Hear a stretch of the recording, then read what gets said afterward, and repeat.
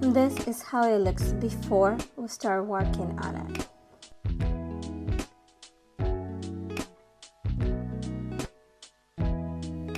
This is what I have planned for this makeover.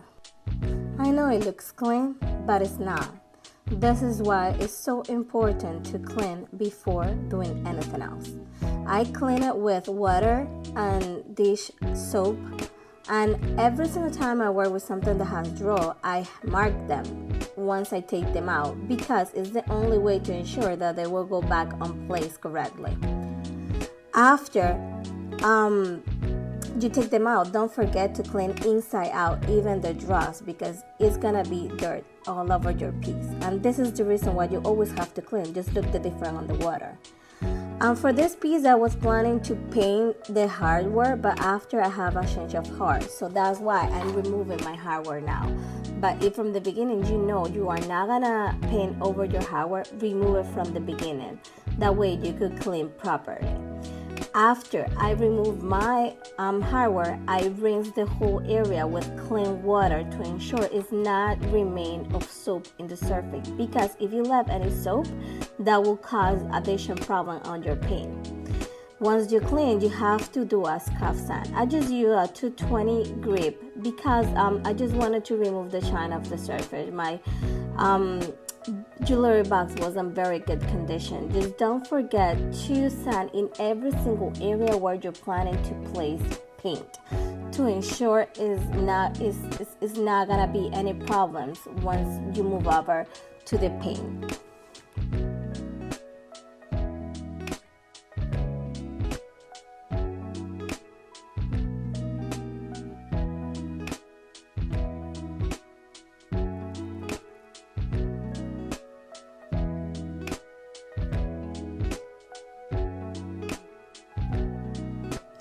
After you finish sanding, you have to remove all the dust created with the sanding process, because if you left any dust under your paint, that will provoke that the paint to fail in the future.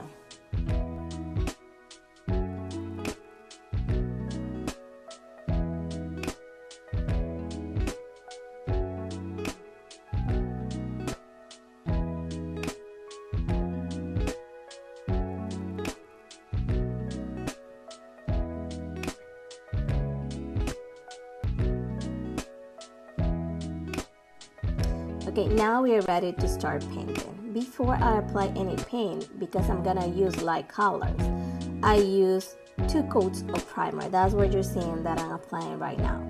Because I hate to sand between coats, what I do to avoid this is to use a foam brush to apply it. But the rule is you have to let it dry between coats. And every single time before you apply the next coat, you have to feel your surface. If it feels smooth, you don't need to sand. But if it doesn't feel smooth, then I will advise you to sand.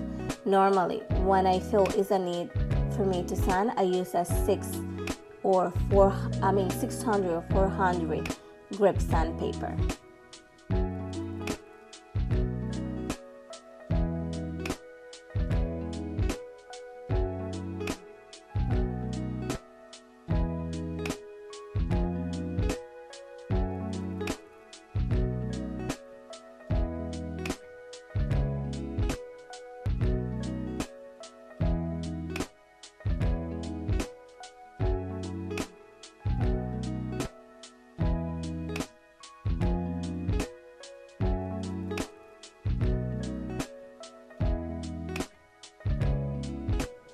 After my 2 coats of primer are completely dry, as manufacturer recommend, I start applying my 2 coats of base color. Again, I use foam brush because I want to avoid the sanding between coats as much as possible. I use a very light hand and I do very thin coats. I prefer to do more than 2 coats if it's needed than doing thin coats that will force me to do sanding between coats.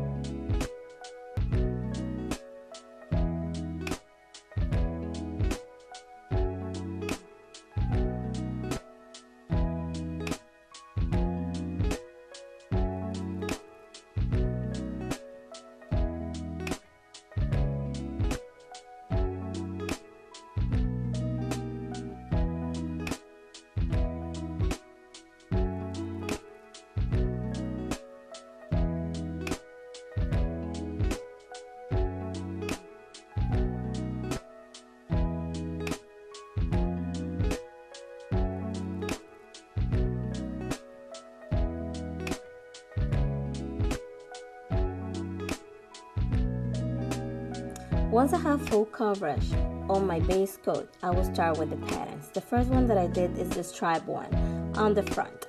For that, I use masking tape, and I use the same tape to mark the separation between one line and the other. Once I apply all the lines that I need for my pattern, I cut the tape on the areas that are the draw, so that way I can move them as needed without causing any damage on my pattern. Also, once I use tape to create a pattern, I always use my base color to paint over.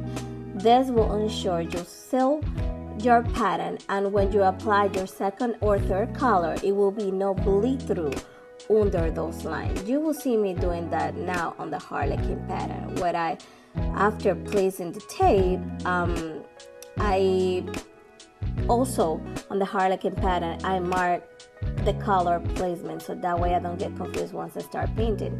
And now you will see me that I mix my base color with a little bit of one of my second light color, so that way and I do that to all my paint, so that way all my paint will have the same undertone, ensuring it's gonna be color harmony on my piece. Remember, when you seal your tape before applying the colors that you're gonna use for your pattern with your basic colors, that will ensure it's not bleed through. So now that I'm applying my second color on the patterns in the front, because I have that first layer of paint down, I'm making sure that this second color will be perfect lines, and it will be no bleed through, like you could see me now that I'm removing the tape.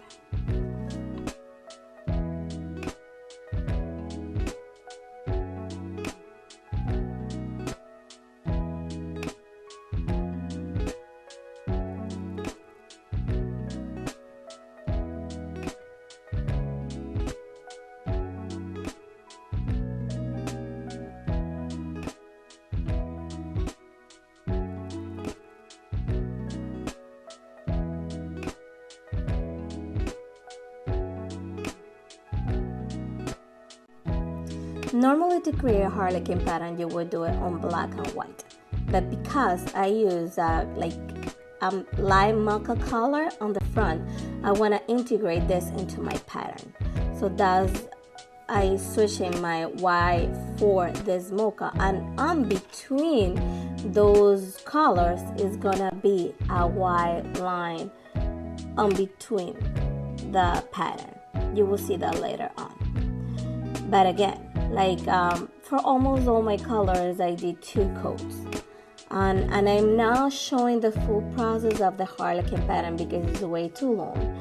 But if you want to see a full tutorial of how I create this pattern, just comment below Harlequin and I will post it later.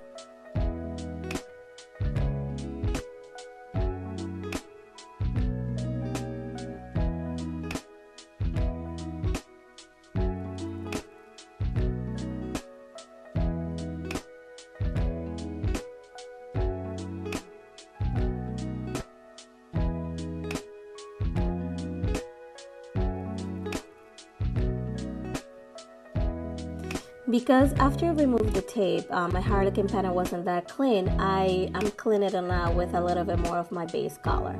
Once that was dry, I start applying my metal leaf. For this part, I choose a pinky metal leaf. It was like a between a rose pink and a champagne pink, and I did that on the middle of my my white line. After that, I start with my favorite part with what are the burst transfers. The first thing that I did is placement to make sure it's gonna be on the right place. Then once I put it down, I cut like I did with the tape to make sure the transfer will go down without any issue. And before I remove the clear film on top of the transfer, I need to be checking that the transfer is fully attached to my surface, because I don't want to damage it. So, and after I remove the plastic part, I just rub on it to make sure it's fully attached to my surface.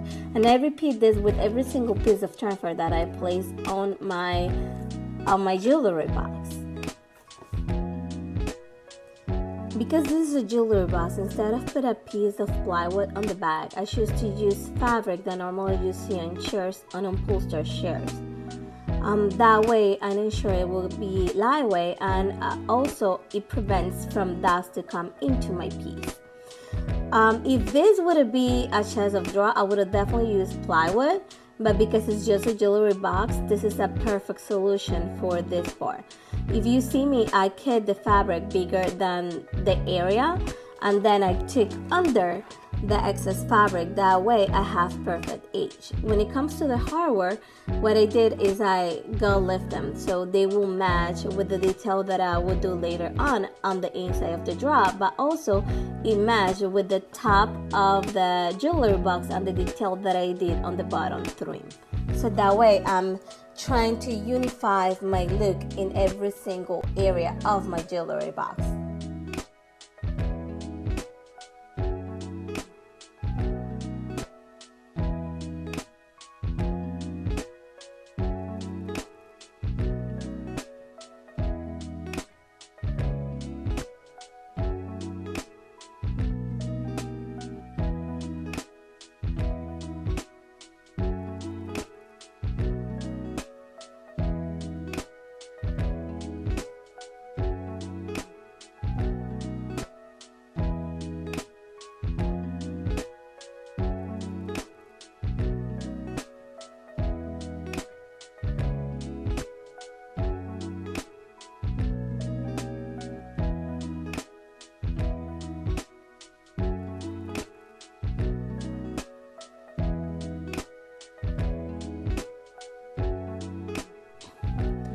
For the inside of the drawer, I paint in black the side of my drawer with the same black color that I used on the Harlequin pattern.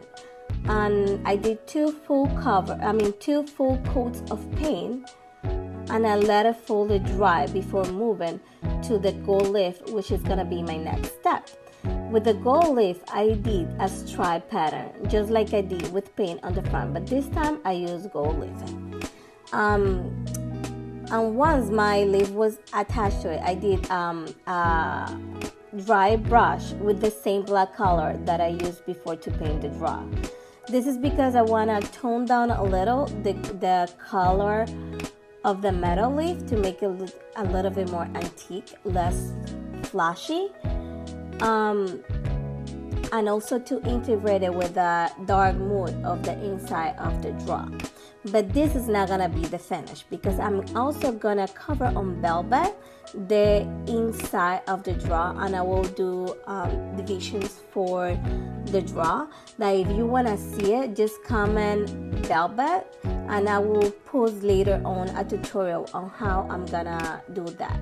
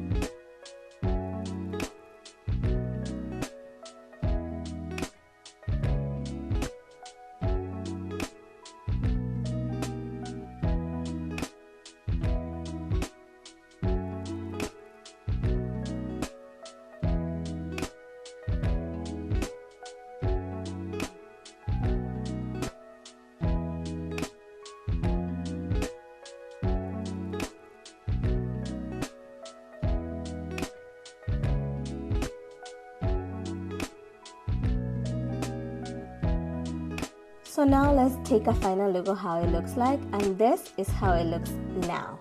I love it. Again, if you want to see how I finish the draw, just comment Velvet and I will post it for you. Don't you love it? See you on the next transformation. Subscribe.